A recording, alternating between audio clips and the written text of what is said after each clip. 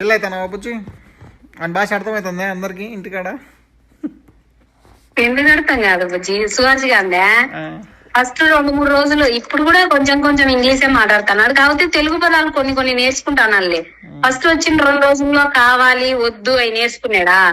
నేను నందిపాడుకు వచ్చినాక మా అమ్మోళ్ళ ఇంటికి రాత్రి పడుకోబెట్టుకోమ్మా, వాడు బెడ్ మీద ఊరికే పడుకోబెడితే వాడే నిద్రపోతాడు, నేను అవసరం లేదులేని నేను బయట మాట్లాడతాను ఏరియాలతో.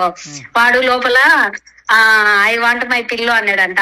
ఏందిరా అంటే అర్థం కాలేదనుకొని పిల్లో కావాలి అని అడిగిండు. పిల్లో కావాలంటే మా అమ్మ బయటకు వచ్చి మేబీ కింద పిల్లోడు కావాలంట, మేబీ కింద పిల్లోడు కావాలంట. అంటే ఏంది పిల్లోడమ్మా అంటే నాకేం తెలుసు పిల్లోడు కావాలని అడుగుతున్నాడంట మా అమ్మ.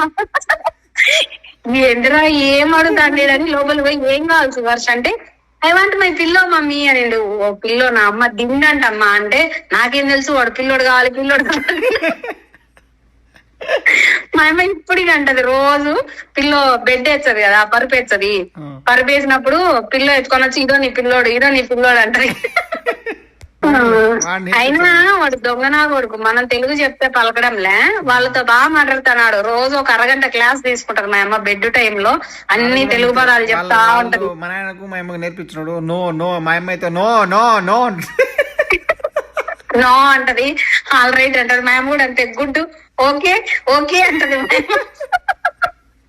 వాళ్ళకు 4 పదాలు నేర్పించి వీడు 4 పదాలు నేర్చుకుంటున్నాడు. మామూలు లేదు.